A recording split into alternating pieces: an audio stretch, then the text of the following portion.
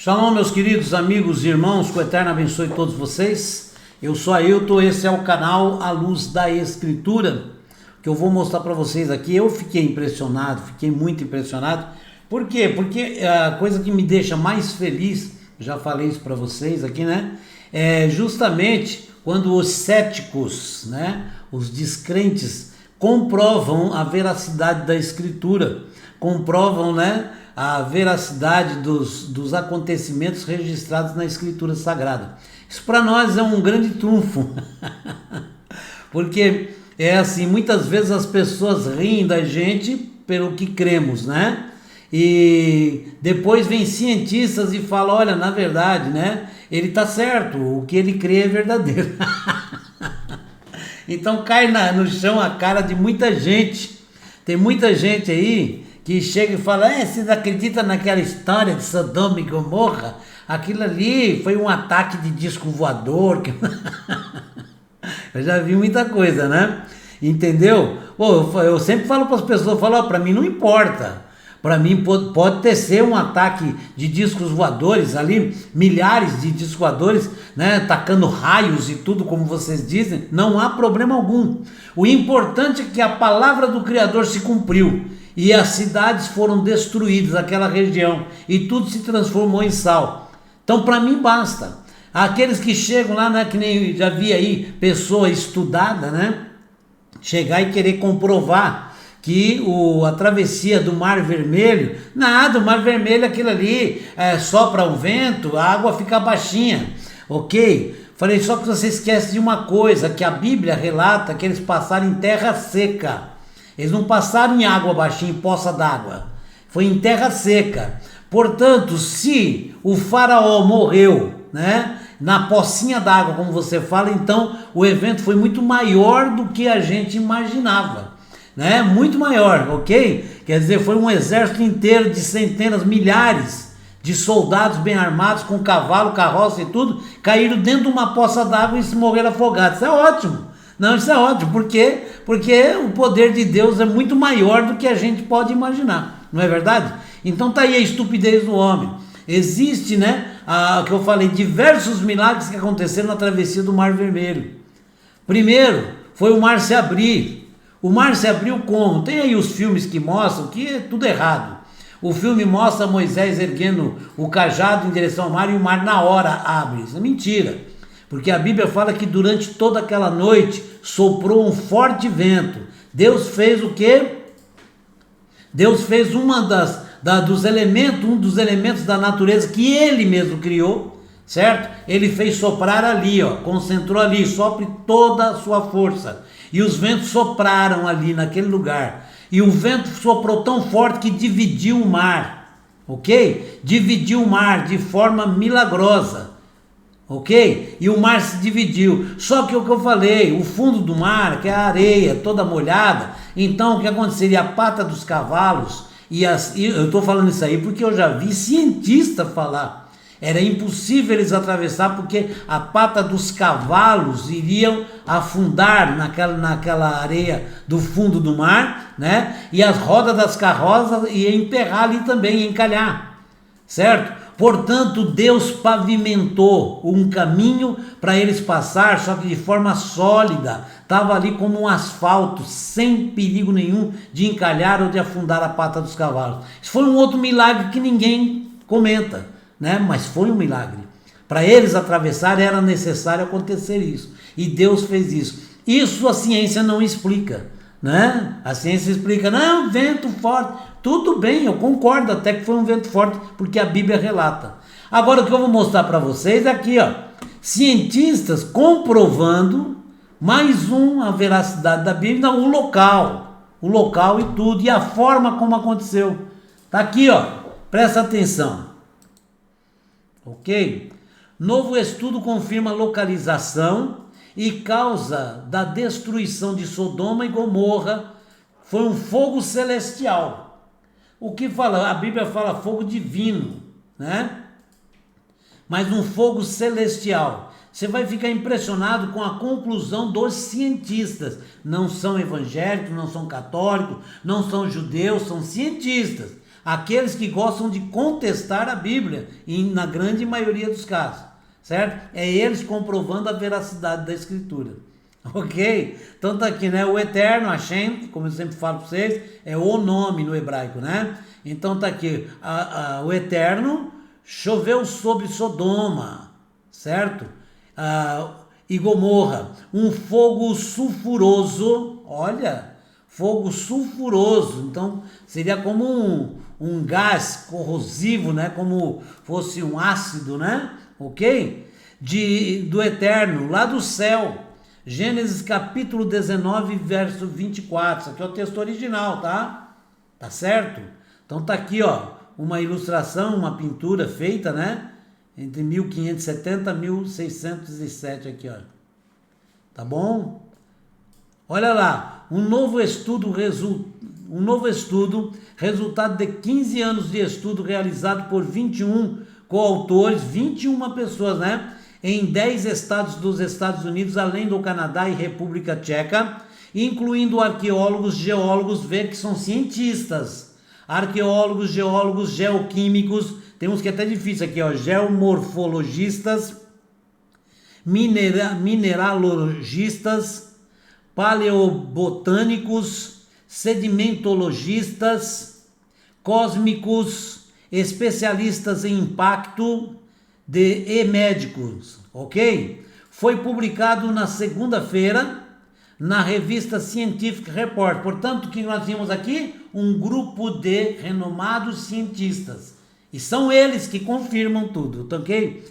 Pesquisadores que estudam a Tel El Aman, né, na parte oriental do Baixo Vale do Jordão, certo? Do Rio Jordão, aí, contendo os restos estratificados de um centro urbano fortificado da Idade do Bronze. Os pesquisadores se depararam com uma camada de 5 pés de espessura, olha, 5 pés de espessura de carvão, portanto tinha muita vegetação, né? Carvão, cinzas e tijolos derretidos, ok? Tijolos derretidos, né? E cerâmica no local, e os pesquisadores chamaram de camada de destruição. Os cientistas chamaram camada de destruição. A evidência de intenso calor impediu uma guerra ou terremoto. Eles determinaram que os tijolos derreteram a uma temperatura de 2.700 Fahrenheit, certo? Mais quente ainda que um vulcão. Olha, um vulcão que derrete tudo, isso aqui é mais quente do que um vulcão. O fogo que derreteu ali, naquela região de Sodoma e Gomorra. Olha só. E não se esqueça, foram 5 cidades destruídas, não foi só Sodoma e Gomorra. Se fala muito de Sodoma e Gomorra, mas tem 5 cidades. Foi uma região inteira destruída, né?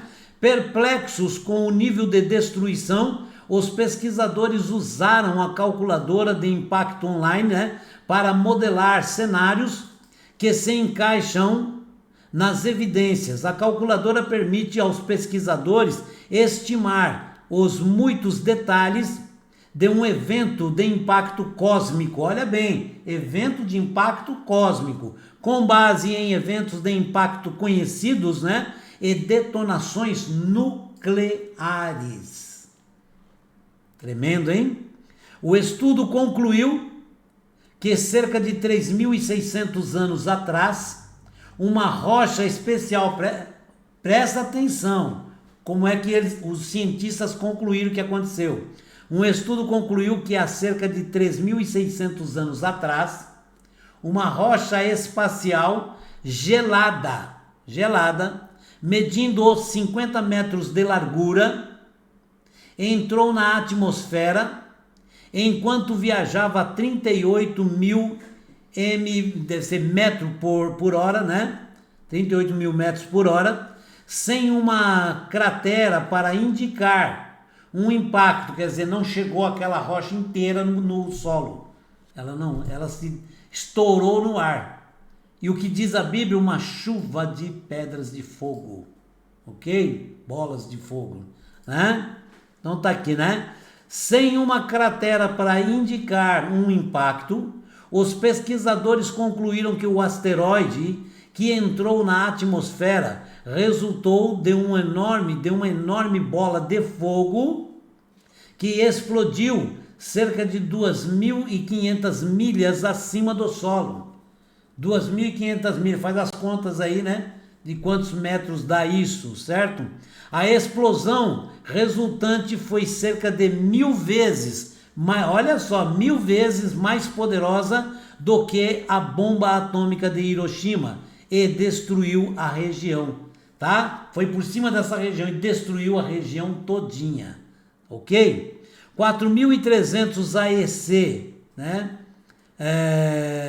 O evento devastou a cidade que havia sido colonizada desde cerca de 4.300 AEC. A temperatura do ar em toda a região subiu acima de 3.600 graus Fahrenheit.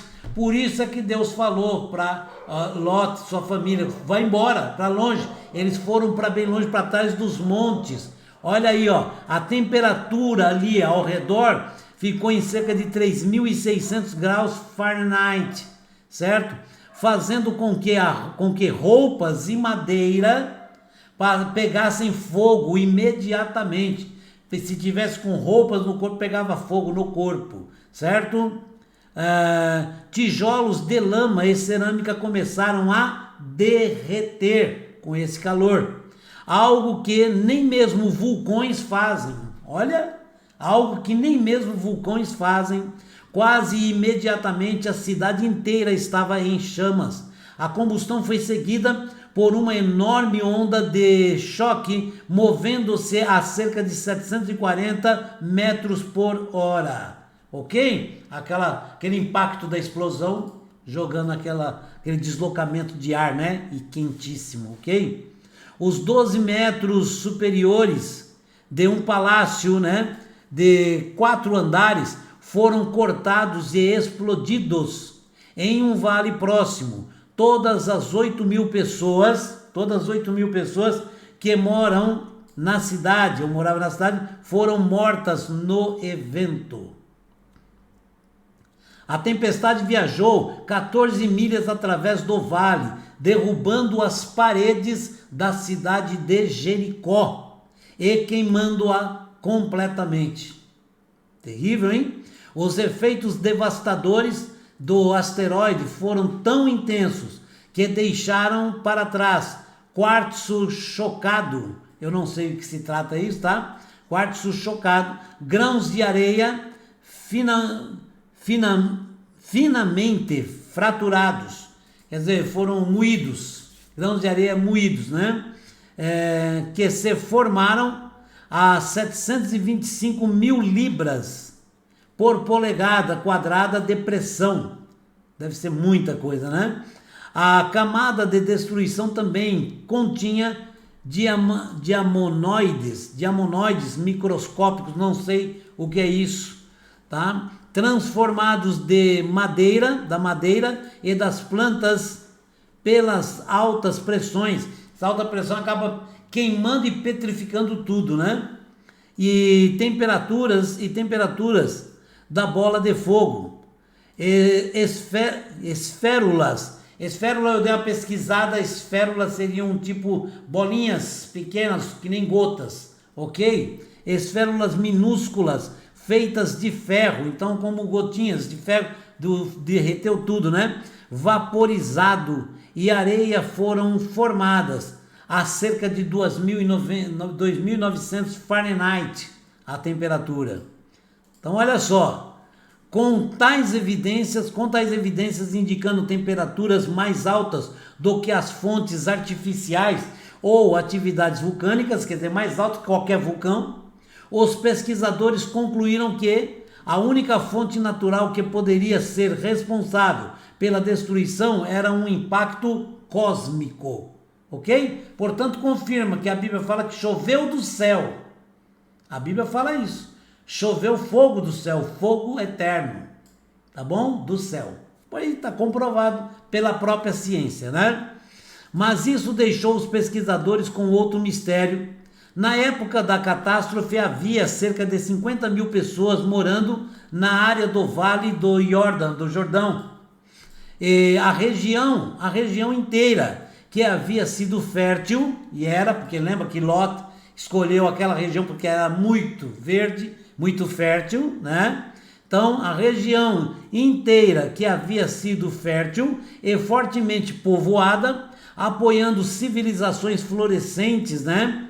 Continuamente por pelo menos 3.000 anos antes da catástrofe, foi abandonada após o ataque de asteroide, após a queda, né, do asteroide, pelos próximos 600 anos, ok? Virou sal aquilo ali. O impacto deve ter feito com que aquele sal subisse, né? E contaminou toda a água, né?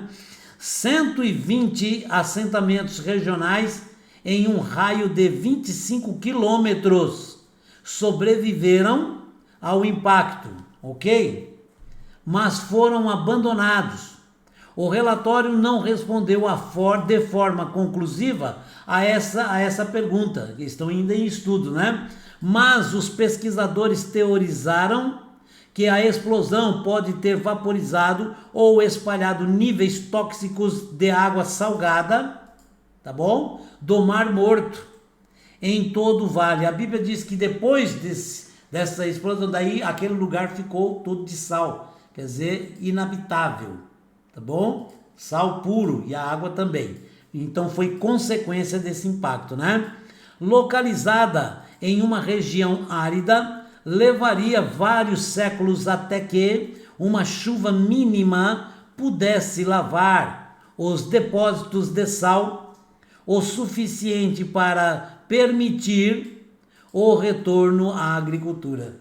O que diz a Bíblia? No livro de Ezequiel não tem a profecia de que vai florescer? Já está florescendo aquela região.